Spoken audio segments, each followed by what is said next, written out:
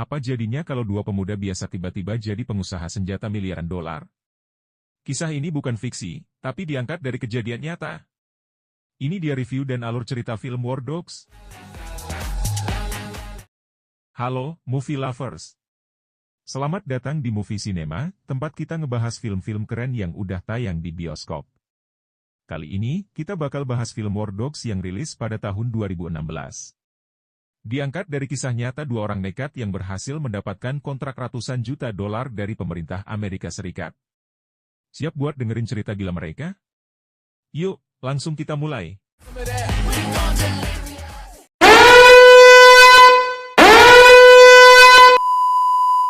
Jadi ceritanya berpusat pada David Pacous.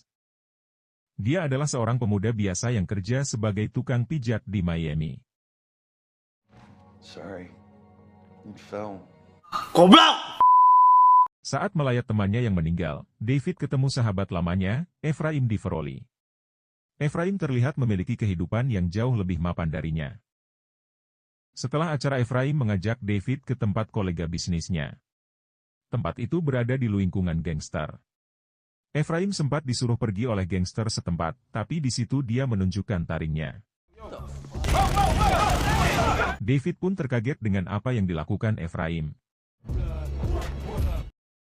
Ephraim lalu mengundang David untuk pergi ke kantornya, di mana dia menceritakan bahwa pekerjaannya adalah jual beli senjata. Ephraim ini orangnya licik tapi cerdas. Dia tahu ada celah di sistem pemerintah Amerika Serikat yang bikin perusahaan kecil bisa ikut tender jualan senjata. Bisnis ini bisa nggak ya dilakuin di Indonesia? Itu dari berita Kompas Lo ya, bukan dari saya. David sebenarnya agak ragu untuk ikut dalam bisnis Ephraim, tapi karena tuntutan kondisi kehidupan dengan pacarnya ia pun setuju untuk ikut terlibat.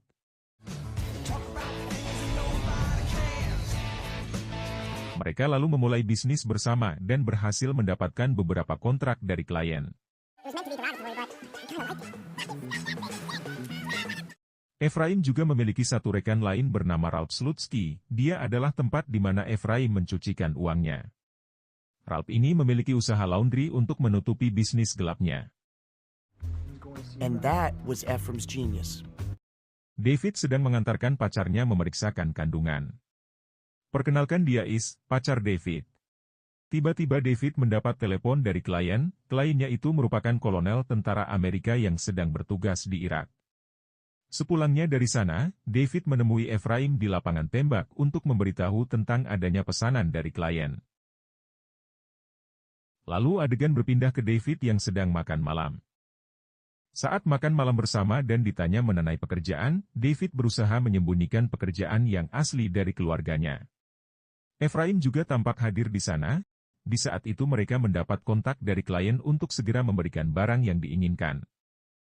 Tanpa mereka sadari, Is mendengarkan percakapan yang dilakukan. Dan Is tampak marah dengan David. Tanpa ragu, David dan Ephraim lalu menuju Yordania untuk mencari senjata yang dibutuhkan kliennya. Mereka telah sepakat untuk bertemu pada esok hari. Keesokan harinya, saat mereka bertemu, ternyata yang mereka dapatkan adalah senjata ilegal. Satu momen paling gila di film ini adalah ketika mereka harus nyelundupin senjata ke Irak lewat Yordania. Mereka nekat nyupir sendiri buat nganterin senjata ke tentara Amerika Serikat di zona perang.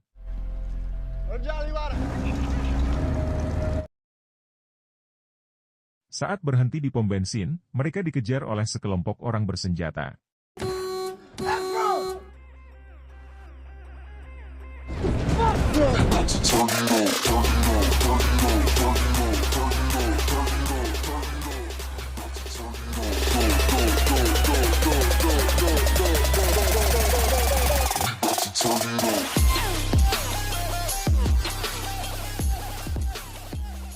Bayangin aja, dua anak muda dari Miami tiba-tiba masuk wilayah konflik buat jualan senjata.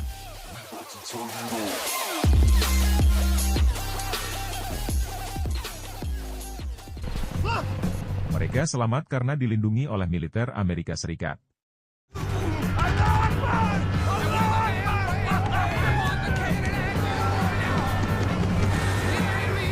Lalu, sampailah mereka di pangkalan militer di mana tempat kliennya berada. David dan Ephraim tampak senang dengan bayaran yang didapat. Berhasilnya misi pengantaran ini juga menjadi awal dari kesuksesan bisnis mereka. $1 million in cash stuffed into our army-issued duffel bags. Awalnya, mereka cuma dapat kontrak kecil. Tapi makin lama, duit makin mengalir, dan gaya hidup mereka jadi makin mewah. Mereka juga telah memiliki karyawan serta kantor yang cukup besar. Setelah sukses, mereka dapat kontrak besar senilai $300 juta untuk memasok amunisi senjata ke Afghanistan.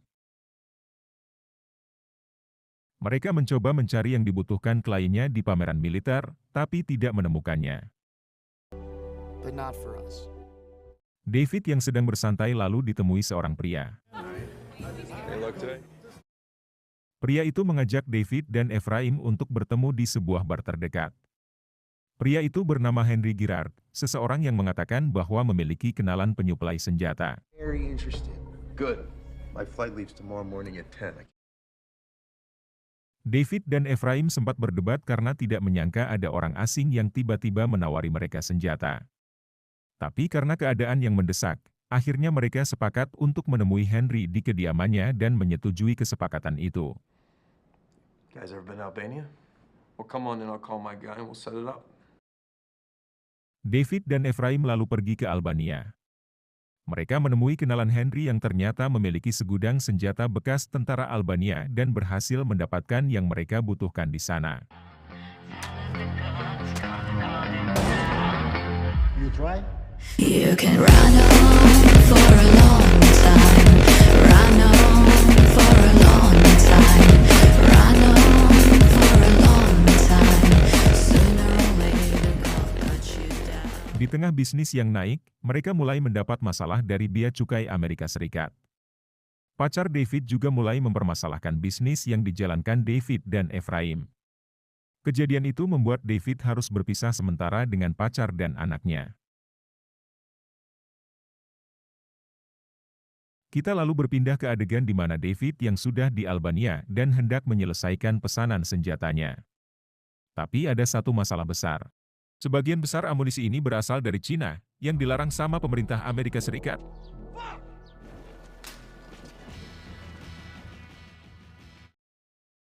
Untuk menutupi asal senjata, mereka menemukan solusi dengan mengemas ulang semua peluru di Albania supaya gak ketahuan kalau asalnya dari Cina. Tapi di sisi lain, Ephraim mulai serakah. Dia mutusin buat motong pembayaran ke Henry Girard, orang yang bantu mereka dapetin amunisi itu. David yang sedang berada di Albania pun disekap dan diculik oleh beberapa orang suruhan Henry Girard yang marah karena ulah Ephraim. Did you really think you could cut me out of my own deal? Disinilah semuanya mulai berantakan. David yang kesal kembali ke Amerika Serikat. Dia pergi ke kantor karena mulai sadar kalau Ephraim gak bisa dipercaya. David memutuskan untuk berhenti dari bisnis. Di kantor Ephraim juga ketahuan bermain curang dan menyimpan uang untuk diri sendiri dari bisnis mereka.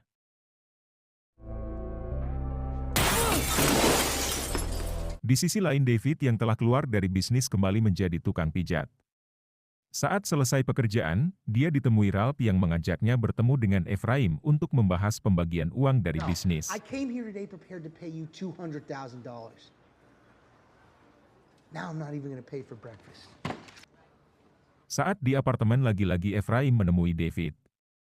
Bukannya meminta maaf, ternyata Ephraim bekerja sama dengan FBI untuk menjebak David. Mereka berdua lalu ditangkap. Di situ baru ketahuan ternyata saat di restoran Ralph juga telah bekerja sama dengan FBI untuk menjebak mereka berdua. Akhirnya, David dan Ephraim ditangkap. Ephraim dapat hukuman 4 tahun penjara, sementara David kena hukuman lebih ringan karena dia kooperatif dengan pemerintah.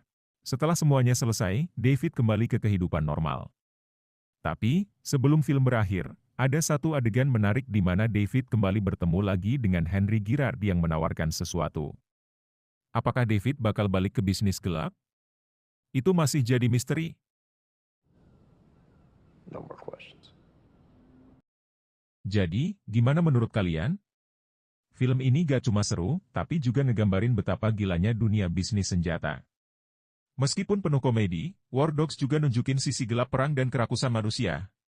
Kalau kalian suka pembahasan kayak gini, jangan lupa like, komen, dan subscribe biar gak ketinggalan review film keren lainnya. Sampai jumpa di video berikutnya, Movie Lovers!